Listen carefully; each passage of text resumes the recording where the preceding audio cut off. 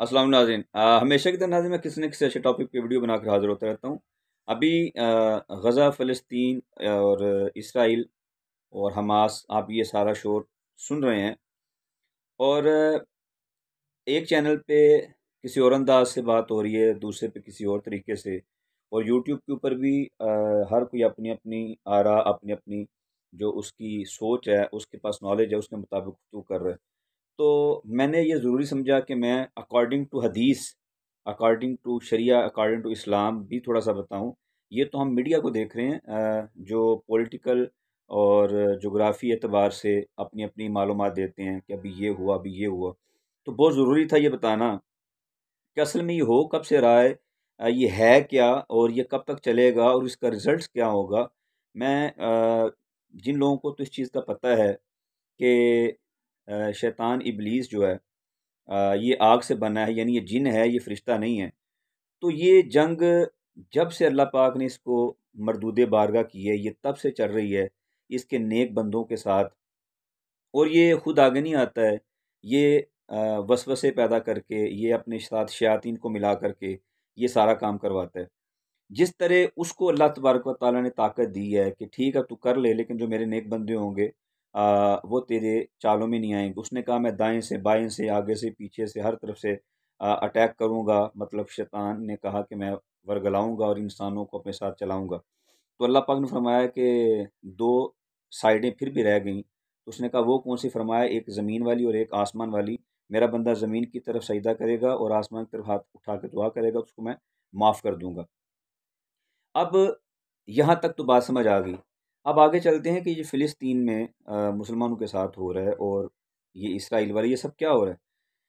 तो नाज़रीन, बहुत पहले, 1450 साल पहले, करीमा आका अलैहिस्सलाम ने हदीस शरीफ के अंदर तफ़ासील मौजूद हैं सारी, ग़ज़वा हिंद के बारे में भी हैं, इंडिया पाकिस्तान की जो जंग होगी बड़ी, उसके बारे में है। और उसमें बिशारत भी दी कि इसमें मैं मोहम्मद सल्लल्लाहु अलैहि वसल्लम भी शिरकत करूँगा। और फिर फरमाया कि हिंदुस्तान को तोड़ दिया जाएगा, क्योंकि इस वक्त पूरी दुनिया में देखा जाए ना, तो एक खालिस प्योर जो मुशरिक कंट्री है, मुल्क है, वो सिर्फ हिंदुस्तान है। इसके अलावा बुतों की पूजा इस तरह नहीं होती कहीं पे जैसे वहाँ पे होती है। तो इसका खात्मा इंशाल्लाह ताला होगा अकॉर्डिंग टू हदीस। उसकी भी अल्लाह पाक ने तैयारियां करवा दी हैं सारी, और वो मामला चल रहे हैं।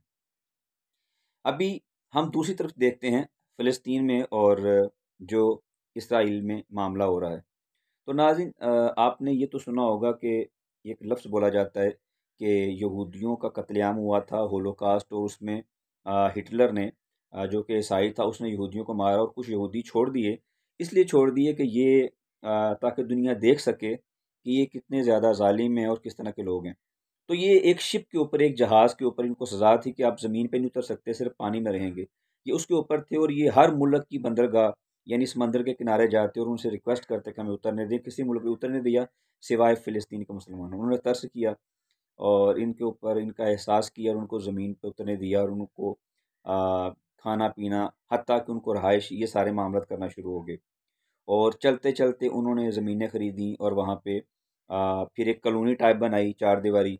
यहाँ से करते-करते फिर उन्होंने हथियार और ये सब किया, और फिर आहिस्ता-आहिस्ता लोगों को साथ मिलाया। और ये जब 1948 में पाकिस्तान के बाद ये वजूद में आए, 1 साल बाद, 1947 में पाकिस्तान बना, तब तक ये फिर लोग बड़े मज़बूत हो गए। और क्योंकि ये जुए का, शराब का और सूद का कारोबार करते थे, और आप अगर देखें नेट के ऊपर तो इनके ख़ानदानों की नस्लें वहाँ पे मौजूद हैं। तो ये वो सारे लोग थे जिन्होंने अलग-अलग चैनल्स बनाए, मीडिया बनाया, फूड, खानों को इन्होंने कंट्रोल किया। बड़े-बड़े ब्रांड्स आप देखें ना, केएफसी, मैकडॉनल्ड और वगैरह-वगैरह। और उसके बाद इन्होंने मुल्कों के मुल्क के अंदर इन्होंने वो सिर्फ़ पैसे के सर के ऊपर इन्होंने क्या किया, इन्होंने इंतखाबात कराए, इलेक्शंस करवाए। यूँ फिर चलते-चलते इन्होंने एजुकेशन को कंट्रोल किया, तालीम को कंट्रोल किया, और अपने मुताबिक तालीम के निज़ाम राइज किया। पाकिस्तान में देखें, को तुक बनता है मिस्टर चिप्स पढ़ाने का, और वो फ़ज़ूल किताबें। और जब बूढ़ा हो जाता है हमारे पाकिस्तान में लड़का या लड़की, तब जब गिट्टे गोडों से रह जाता है, उसने क्या काम करना है, क्या वो करेगा? तो ज़रूरियात तक अगर एजुकेशन होती, तो पाकिस्तान बहुत आगे निकल गया होता, लेकिन फ़ज़ूल चीज़ों में खपा दिया, फिर को एजुकेशन कर दिया। और यूँ अब कहीं पे भी देखो इनका कंट्रोल बहुत स्ट्रॉन्ग है। ये भी अल्लाह ने इनको इजाज़त दी है, ऐसा होना था, हो रहा है। फिर ये इनके बहुत बड़े कारोबार हैं, बड़े बड़े मजबूत लोग हैं और हर जगह से ये लोग ख़रीदते हैं। इन्होंने क्या किया, इन्होंने एक मुल्क का नाम अनाउंस कर दिया, इसराइल, फ़िलिस्तीन के अंदर ही, उस जो चारदीवारी के अंदर फ़ौज बनाई, वेपन लिए और अलग-अलग मुल्कों को यानी अमेरिका वगैरह को भी साथ मिला लिया। अब पैसा उनको देता है और उनसे काम करवाता है। वो कहते नहीं, पैसा फेंक तमाशा देख। नबी अलैहिस्सलाम ने 14.5 साल पहले बताया था कि दज्जाल आएगा और हर फितना से अजीम फितना उसका फितना होगा। आप देखें पाकिस्तान के अंदर भी एक मसला ख़त्म होता है दूसरा शुरू, एक ख़त्म होता है दूसरा शुरू, बल्कि वो ख़त्म हुआ नहीं होता फिर और आ जाता है। इस तरह पूरी दुनिया के अंदर कोरोना प्लान करके किया गया है। ये हार्प टेक्नोलॉजी यूज़ करते हैं, ये लेज़र बीम यूज़ करते हैं, हमारी सोच से बहुत आगे हैं, बहुत आगे। आप ये सोचो कि मेरे आपके पास जो छोटी-सी लेज़र है, हम यूँ करके मारते हैं तो वो दूसरे गाँव में चली जाती है, दूसरे शहर में नज़र आती है, बड़ी दूर दीवार के ऊपर। तो जिन्होंने छोटी-सी ₹200 की, 150 की लेज़र के अंदर इतनी पावर रखी है, तो वो जो उनके पास लेज़र बीम टेक्नोलॉजी पूरे गाँव जितनी है, उसको जब चलाते हैं और अ, बादलों का रुख बदल देते हैं और हार्प टेक्नोलॉजी जो 140 रडार और रेडियो स्टेशन के ऊपर वो मुश्तमिल है, उसको ये इस्तेमाल करके कहीं पे भी ज़लज़ला ले आते हैं। वाइब्रेटर बनाए हैं, किसी बिल्डिंग को लगाते हैं, छोटा-सा पॉकेट साइज़ वाइब्रेटर जेब में डाल के वो बिल्डिंग किसी को लगा देते हैं सरिये को, वो काँपना शुरू हो जाता है, आहिस्ता-आहिस्ता उसका सरिया उसके सीमेंट से अलग होता है और वो बिल्डिंग कोलैप्स कर जाती, गिर जाती है। इन लोगों ने टेक्नोलॉजी में भी कंट्रोल किया, मुसलमानों की किताबें जला दी, मुसलमानों को मरवा दिया, ये पूरा बड़ी देर से ये लोग कर रहे थे। अब जब उनको पता लगा कि हमारा दज्जाल हमें मिल चुका है, नबी पाक ने फरमाया वो निकलेगा और उन लोगों को, यहूदियों को, नसारा को साथ लगाएगा, जो उसको खुदा मानेगा, नऊज़ुबिल्लाह दज्जाल को, उसको वो छोड़ देगा और असल में जिसको उसने छोड़ दिया उसको अल्लाह नहीं छोड़ेगा फिर।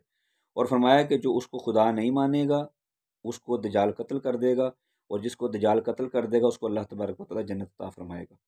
तो ये हदीस के अल्फ़ाज़ कुछ यूँ थे, मफ़हूम है कि दज्जाल की जन्नत असल में दोज़ख है और दज्जाल की दोज़ख असल में जन्नत है। तो ये तैयारियाँ उधर से चल रही थी। ये आखिरी इस मुल्क के अंदर सॉरी इस दुनिया के अंदर ये आखिरी जंग होगी और इसको आलमगीरी जंग, थर्ड वर्ल्ड वार भी बोलते हैं। उधर यहूदियों ने अपनी तैयारी कर ली और यहूदियों के अंदर भी एक ग्रोह बना दजाली, फ्रीमैसन्स, इल्यूमिनाटी, काफ़ी इनके नाम हैं। ये दजाल की पूजा करते हैं, बाकायदा इन्होंने बहुत बड़ी जगहों पे अपने सेटअप बनाए हैं और इन्होंने फ़िल्म के अंदर अपने बंदे रखे, मीडिया के अंदर बंदे रखे, कुछ मज़हबी जमातों के अंदर, कुछ 2 नंबर मौलवी भी इन्होंने ख़रीद लिए। हर जगह पे इन्होंने अपने-अपने बंदे ख़रीदे हुए हैं जो इनके बारे में बोलने पर ग्रिप करते हैं, पकड़ते हैं और सज़ा देते हैं या कुछ भी मरवा देते हैं। अब ये सारा मामला जो मैं आपको अर्ज़ कर रहा हूँ, ये चलना था, चल रहा है और कहाँ तक चलेगा, जब तक इमाम महदी अलैहिस्सलाम तशरीफ़ नहीं लेके आते, नबी पाक की आल से होंगे। सारी निशानियाँ मौजूद हैं कि नबी पाक के नाम पे उनका नाम होगा, नबी पाक की वालदा के नाम पे उनकी वालदा का नाम होगा, नबी पाक के वालिद मोहतरम के नाम पे उनके वालिद मोहतरम का नाम होगा। शक्ल मुबारक, चेहरा मुबारक भी नबी अलैहिस्सलाम से काफ़ी हद तक मिलता होगा और हज के दिनों में ये मक्का शरीफ में मिलेंगे और खुरासान यानी पाकिस्तान, अफ़गानिस्तान और थोड़ी-सी सरहद जो ईरान की है, यहाँ के रहने वाले कुछ उलमा कराम, बाज़ में 24 उलमा कराम लिखे हैं, इनको पहचानेंगे और उनको कहेंगे कि उम्मत टूट गई है, सुन्नी, शिया, वहाबी, देवबंदी बन के। मेहरबानी करें इस उम्मत को जोड़ें और कुफ़र का ख़ात्मा करें। जब तक उम्मत एक नहीं होगी तब तक ये निज़ाम सही नहीं होगा। बारी-बारी करके इन्होंने मुल्कों को तोड़ा, अ, इराक़ को, उसके बाद इन्होंने शाम को, फिर इन्होंने अलग-अलग मुल्कों को, फिर कश्मीर में भी भारत को इन्होंने कह के ये सारा काम करवाया है। उसके बाद अभी फ़लस्तीनी के ऊपर ये खुद थे। वहाँ पे ये कोई उनके साथ कोई जंग नहीं कर रहे, जंग होती है बराबर के चोटी के लोगों के साथ। उनके पास पत्थर है मारने के लिए बेचारों के पास और अल्लाह ताला के साथ मोहब्बत और ईमान है और शहादत का जज़्बा है। तो ये उन लोगों को कैद करके उस बाउंड्री के अंदर, ये जो गज़ा पट्टी का नाम लिया जाता है, उसके अंदर इनको कैद करके मार रहे हैं और जब इनको मार देते हैं और जो वेपन ये हथियार इस्तेमाल करते हैं, ये बेगैरत लोग, और उसके ऊपर बाद में लिख देते हैं कि बैटल टेस्टेड वेपन, ताकि दूसरे मुल्क इसको खरीद सकें कि हमने ये हथियार प्रैक्टिस किए हैं असल इंसानों के ऊपर और ये बड़े अच्छे हथियार हैं, अच्छा रिज़ल्ट देते हैं, हम इनको सेल करेंगे। तो दुनिया उनसे वो फिर वेपन, वो हथियार खरीद रही है। वो ये सोच रहे हैं कि शायद ये ज़िंदगी, ये दुनिया हमेशा के लिए ऐसा रहेगी, ऐसा नहीं रहेगी। ये एक निज़ाम कायनात है, इस दुनिया को रब ने ख़त्म करना है, जन्नत दोज़ख कायम करनी है। ये इस चीज़ का उनको भी इल्म है, लेकिन दज्जाल के हुक्म के मुताबिक वो चल रहे हैं। एक-एक ऐप, एक-एक चीज़ के ऊपर उनका कंट्रोल है। ये भी अल्लाह के हुक्म से है, उनको इजाज़त दी गई ताकि मुसलमानों में और काफ़िरों में अल्लाह पाक निखार कर दे, फ़र्क वाज़ेह कर दे। जो दुनिया से जा रहे हैं, इनके बारे में अल्लाह पाक के नबी ने फ़रमाया था कि ये बेहतरीन शहीद होंगे और जो बचेंगे वो बेहतरीन गाज़ी होंगे। वो रिस्क दिए जा रहे हैं, वो परेशान नहीं हैं। हाँ, हम परेशान होते हैं देख के उनको, और ये जस्ते वाहिद की तरह यहाँ जैसे मेरा दिल जलता है उनको, उनकी लाशें, उनके बच्चों को तड़पता हुआ देख के, इस तरह पूरी दुनिया मुसलमानों का दिल तड़प रहा है। लेकिन बिखरे इस चीज़ के ऊपर हैं कि कोई कह रहा है तू सुन्नी है, तू शिया है, तू वहाबी है, तू देवबंदी है, तू सिंधी है, तू बलोची है, तू पश्तो है। इससे आगे जाकर तू नून लीग का, तू पीटीआई का, तू पीपल पार्टी का है, तू पाकिस्तान का है, तू इंडिया का है, तू बांग्लादेश का है, तू सऊदीया का है, तू ईरान का है। देखें कलमा सब रब का पढ़ते हैं। नबी अलैहिस्सलाम के ऊपर ईमान सबका बराबर है, कुरान सबका एक है, किबला सबका एक है और रब हमारा एक है। ये सारी चीज़ें एक होने के बावजूद हम एक नहीं हैं। शायद ये जिनकी ड्यूटी लगाई गई है वही आएँगे और फिर उनकी हेल्प करने के लिए ईसा अलैहिस्सलाम तशरीफ़ लेके आएँगे। मैं इसे ये नहीं बताता कि ईसा अलैहिस्सलाम, इस पे फिर वीडियो और लंबी हो जाएगी। बस इतना सा बताऊँगा कि हर नबी को एक दुआ का इख्तियार दिया जाता है कि वो दुआ माँगे तो वो कभी रद्द नहीं होती है। तो ईसा अलैहिस्सलाम ने दुआ की कि मौला जिस नबी का तूने इतना ज़िक्र किया, इतना चर्चा किया, उसकी उम्मत में पैदा फरमा। रब ने फरमाया कि आवागोन मैं नहीं करता, यानी 2 दफ़ा मैं जन्म नहीं देता, लेकिन अब तू दुआ माँग चुका है, मैं ऐसा करूँगा कि तुझे आसमानों पे ज़िंदा उठा लूँगा। जब वो नबी तशरीफ़ लेके आएगा, तुझे पैदा नहीं करूँगा बल्कि तुझे ज़िंदा उसी तरह ज़मीन पर उतारूँगा। तो यूँ ईसा अलैहिस्सलाम भी नबी अलैहिस्सलाम की उम्मती बन के भी और नबी भी होंगे। वो हज़रत इमाम महदी अलैहिस्सलाम की मदद के लिए तशरीफ़ लेके आएँगे। पूरी दुनिया के यहूदियों का सफ़ाया हो जाएगा इंशाअल्लाह।